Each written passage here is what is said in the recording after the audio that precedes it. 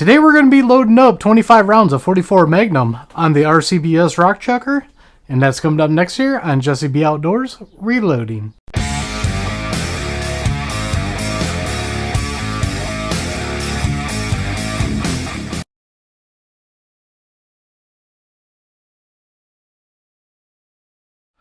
Welcome back everybody, and don't forget to like, share, and subscribe, hit that notification bell, leave a comment down below if you like videos like this. Well, I need to make up 25 rounds of 44 Magnum for a future video, so I thought I'd bring you guys along and show you reloading them, because I know everybody likes watching reloading videos, so that's what we're going to do today. So what I'm going to do is I'm going to bring you guys in, show you the components we're going to use. We're going to load 25 of these up, and then I'll tell you what my thoughts are at the end of loading 44 Magnum up on the RCBS Rock Chucker. For our components today, we are using Hodgdon H110 for powder. We are doing a max charge out of the Hornady book at 24.8 grains. But once again, do not use my load data. Use your own load data. Work it up with a ladder test like I did to see if it's going to work in your gun. Because what works in mine might not work in yours. So that's what we're using for that. Brass today, we are just using mixed range brass. Then for the primers, we are going to be using today large pistol primers from CCI. And the bullets we're going to be using are going to be Hornady XTPs, 124 grains. I'm still working on these, but these are going to work out perfect for the video I'm going to be doing in the future. Alright, the first thing we're going to do is we are going to size our brass here. Very nice, easy, simple process here. What I'm going to do is I'm going to flip them upside down. I got them all in my tray like this right now. And then I'm going to flip them upside down so I know to move on to the next step. Now I do have the decapping pin removed from the sizing die because I pre-primed. Just so you guys know, for the new reloaders out there, usually there is a decapping pin in this die. But when you pre-prime, of course you want to take that out so you don't knock your new primer off. These pieces of brass here, I for some reason decided to pre-prime them. And I did it before the video, and then I was like, you know what, I'll just do a video on it. So the next time we do 44 mag on this press, we're going to have to try to use the actual priming system on it, because I know some people, they buy a press and they want a priming system on it, and they want to know how it works. And so far with 44 mag on this press, both times I've done it so far, I have just pre-primed the brass on it. One was because I was doing a video for priming for something else, and that's why. And this time around, I just wasn't going to do a video, and then I was like, yeah, I'll bring you guys along, because I know you guys love watching reloading videos. And what I got is a future video coming up on my main channel using my Ruger Blackhawk. And I don't know why I'm not doubling these up to go quicker. And I need the 25 rounds of these made up for that, because I am new to reloading 44 Magnum and don't have enough rounds made up yet because I haven't really had enough bullets. I just bought 100 rounds of these XTPs. Now I did go to my local gun store, one of them. For some reason, nobody in my area likes carrying 44 mag bullets. And what I can find is all 124 grain XTPs. And what we're going to do is we're going to buy some more of these, and then one of the other stores had some 180 grain ones, and I wouldn't mind trying those out too. They also had the FTX bullets, but the reason why I don't like using the FTX bullets is because they want you to shorten the brass on it. Now with other revolver rounds I own, I do have enough Hornady brass where I just use the Hornady brass because it's already trimmed to the length you need. But I don't have enough 44 meg to do it. I think I only got 2 cases out of everything for that. So I'm not going to do them right now, as of right now, with 44 Magnum. I know some people are like, it don't matter, just load them up. But I'm just going to stick with what the book says on these since I'm new to 44 mag. Now we got all these sized up. Let's put the expander in.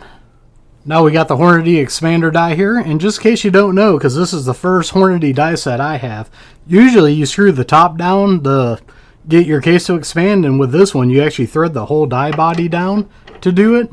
This one I've already got preset, And the way I got them preset, I can just get them finger tight and they'll work. And just for the people who are new and don't know, when you don't flare it, your bullet will not fit down into the case right. So once we go up here and flare it, and then we'll come down here and grab that bullet. Now we can set that bullet down in there to seat it, and that's why we do that, just in case you did not know. So we're going to flare these up here. Now, like I said, this is the first time I'm using Hornady dies, and so far I'm liking them. I got no issues with them. Usually I use RCBS and Lee dies. I always say, if you're just plinking, save the money, buy Lee dies. There's nothing wrong with it. I'm not a total Lee fan. I have a lot of Lee products, but there is a couple of things I do have from them I don't like.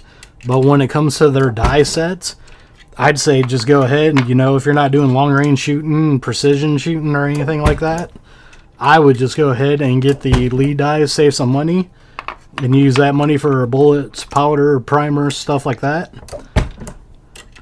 I do like my RCBS ones. They're my most expensive ones. Pretty much all my RCBS pistol ones are their carbide dies, so they're a little bit more expensive. And then Hornady are like the, I would say, mid-grade ones. I really like the Lee ones with the factory crimp dies. That's one thing I'm going to do different in this video.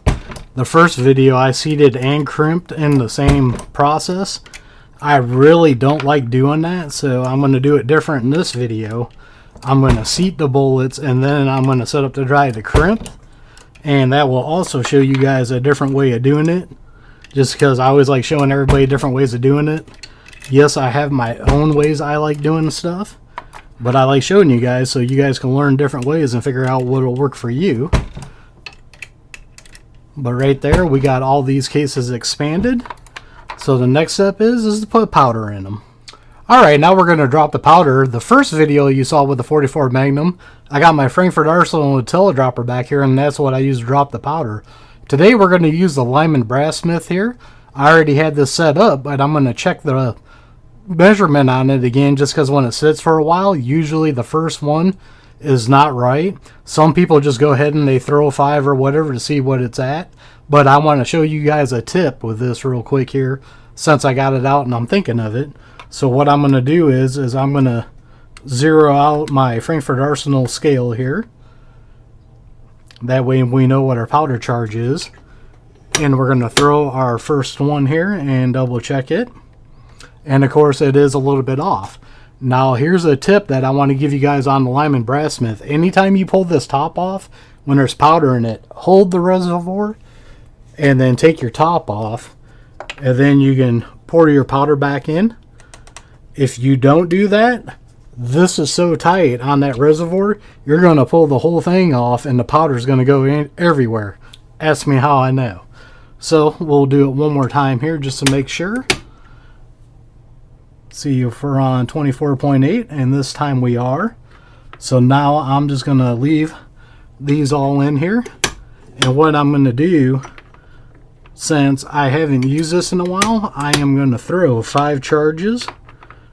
And then I'm going to check the 6th one, just because that's what I like doing.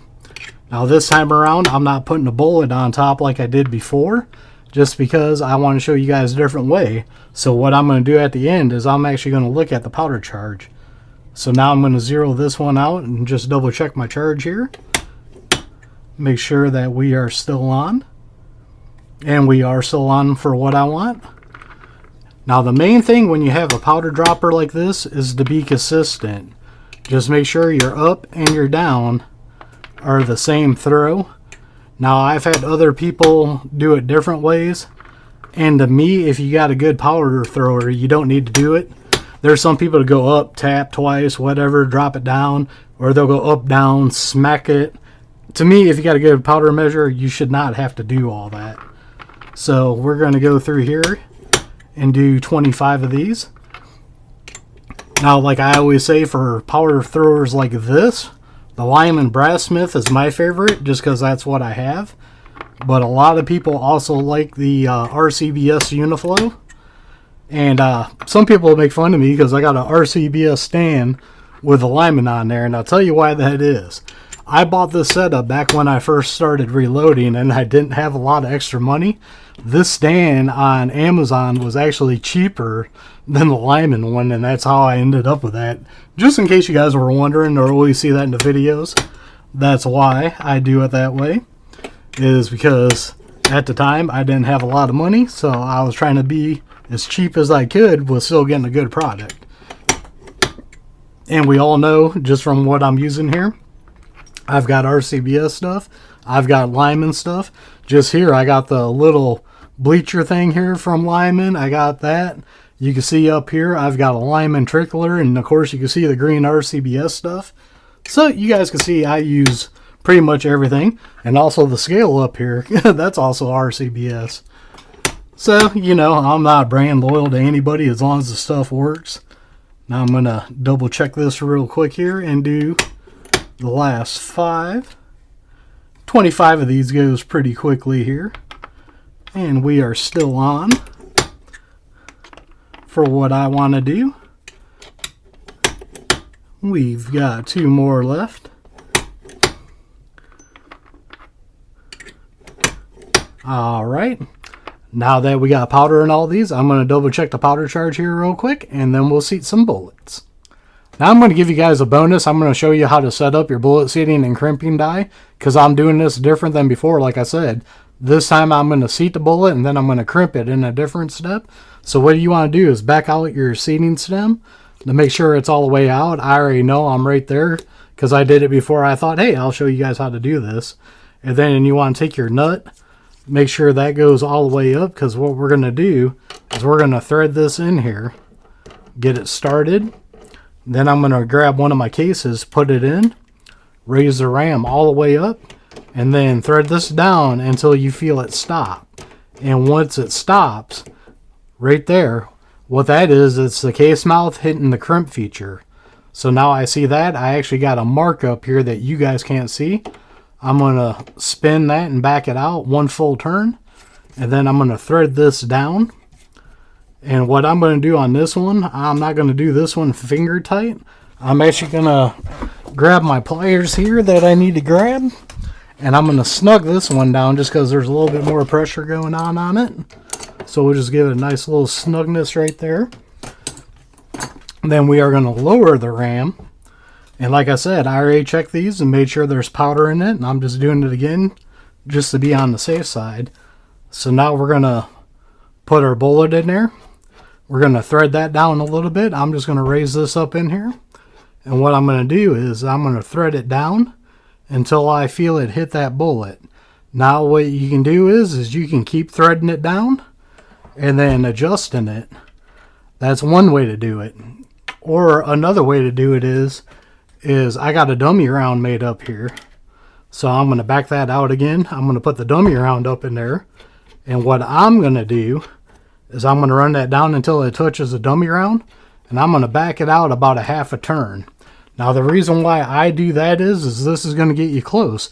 But if you saw in the first video, I had an issue where I was using Starline brass and I used that dummy round. And then I end up seating the bullet too short. This way you can sneak up on it a little bit better. So now what I'm going to do is I'm going to run the case I'm going to bullet seat. I'm going to run that up in there.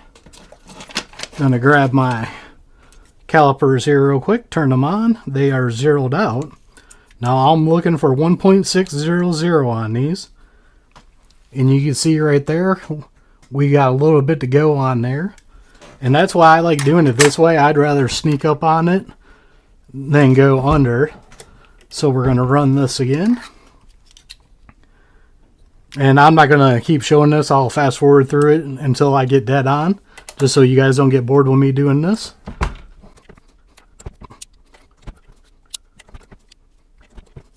Now the key is when you sneak up on it, like right here, I'm on 1.6005.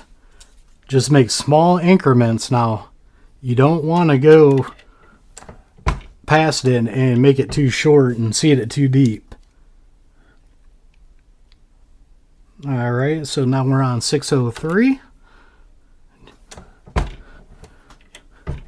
See what that does right there. And right there, we're basically on 1.600. That 5 on the end, I can care less about. So now on this Hornady die, what I'm going to do is I'm actually going to put this back up in here. That way it holds everything in place. And I'm going to tighten down this top ring right here because that'll lock in that bullet seating one. And now every one that we seat the bullet on should be dead on. So we'll do a couple here and just make sure, get my bullets over here. We're going to run a couple. Now we've got mixed brass, so not all of them are going to be dead on, which is okay because these are just plinking rounds, so we really don't care. So what I'm going to do is I'm going to do 2 more and we'll double check the other one here, because that'll put us at 5 of these. Okay, that'll be 5. Like I said, we don't need to be exact on this. We just don't want to be short. Like this one right here, we're on 1.606 for planking rounds. I'm perfectly fine with that. Not going to bug me one bit for just shooting. So now we will seat the bullets on the rest of these. This is one press that I do like, and I'm glad I had picked up.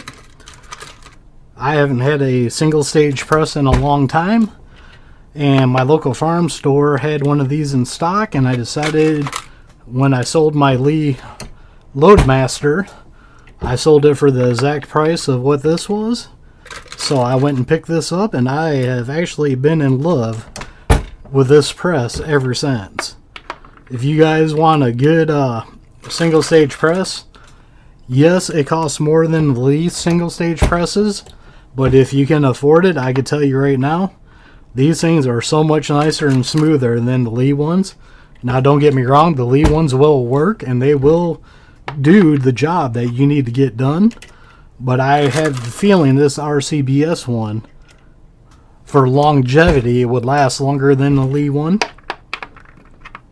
It is just so nice and smooth. You know, I started reloading Lee products, and I've said this in other videos. I'm not dissing on Lee or anything. They make great products for the price for somebody starting out that don't have a lot of money. But when I bought this press and I bought my Dillon 550C, now I could feel the difference loading ammo. I know what the difference is now. But like I said, I'm not dissing on Lee one bit. Their products are good. Actually, I had a problem with one of their powder measurers. My which one is it? The auto drum. I got an issue with, and emails back and forth with them was nice and good. They're sending me out parts to basically rebuild it, and this time around, I cannot believe it. They're sending me the parts, and they're not charging me for anything. Now, originally, they wanted me to send it in, and then if I had to send it in, they wanted me to pay shipping. I'm not paying shipping to send something back that ain't right, but I'm not dissing on them for that one because they did make it right. They're sending me the parts because I said I was comfortable enough to do it. So, kudos to Lee's on that. As for other warranties that I've had to deal with reloading stuff, RCBS, no questions asked. I've had to use a couple with them. And Frankfurt Arsenal, actually my electric scale, my original one, it started drifting real bad even with a new battery. And all they wanted was a proof of purchase. Showed them that, and they sent it out with no problem. So you gotta like it when they try to take care of you. But let's get off of that high horse because that's not what this video is about. I'm getting sidetracked here. Let's get these bullets seated here. We only got a couple more left. And we are on our last one. And I will double check this and make sure where we're at. And like I said, mixed range brass, we're not going to be dead on. As long as we are close, I will be happy. And let's see what we are on this one here. Whoop, slipped right out of my hand. This one, we're on 1.603. Like I said, I'm pretty well good with that as long as we're over and not under for plinking rounds. Not upset about it at all. So now what we're going to do is we're going to set this up for the crimp die. Now for the crimp, what I'm going to do is I'm actually going to completely take this off here for the bullet seating. That way we don't have to worry about it. Get that completely out of the way. I am going to grab my wrench again to loosen it up just a little bit. And then what we're going to do is stick one of our rounds in there, raise it all the way up, and we are going to lower it until we hit the crimp. Right there, I'm hitting the crimp part. And then what I'm going to do is I'm just going to spin this about half a turn. And then I'm going to lock it down finger tight. And basically I'm going to check my crimp on there. That actually looks like it might be a little bit too much, so I'm going to back it off and try it again. So we'll take it about a quarter of a turn back. Put it right there. Snug it down. I'm still getting used to these dies, so I don't know exactly where it goes. If I was using a Lee Factory crimp die, I would probably put it right dead on. But there we go. I'm just going to go with that one right there. And we will finish crimping these. And you can see that it's not that hard to set it up. First video, I did it all in one. And like I said, I don't like doing that. Mostly because a lot of times I'm shooting cast bullets. And I don't like doing it in the same step. But this time I am doing it separate because that's the way I normally like doing it. Some people like doing it all in one because they say it saves time. I just, personal preference, I like doing it this way. That's just the way I like doing it. Now, anytime you're doing a high pressure round, you want to make sure you do have a good crimp on it.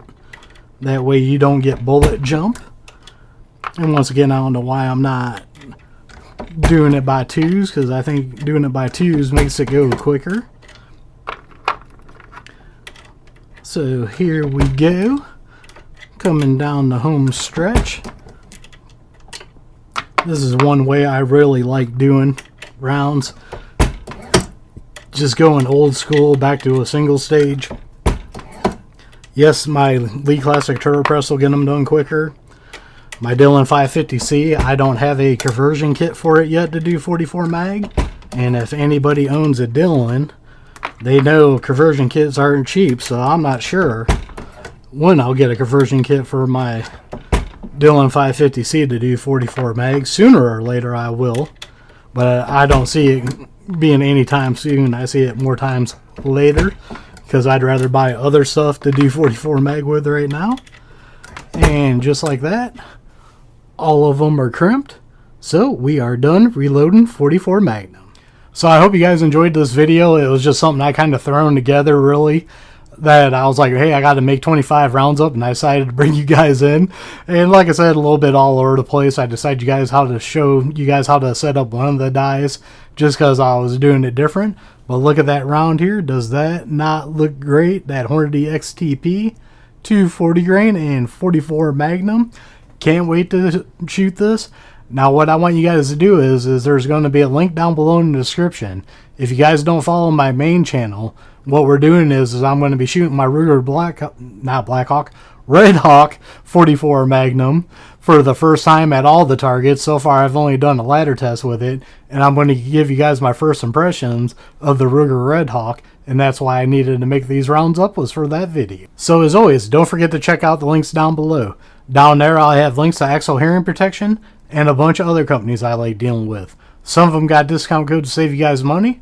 Others are... So as always, don't forget to check the links out down below. Down there I'll have links to Axle Hearing Protection, Gators...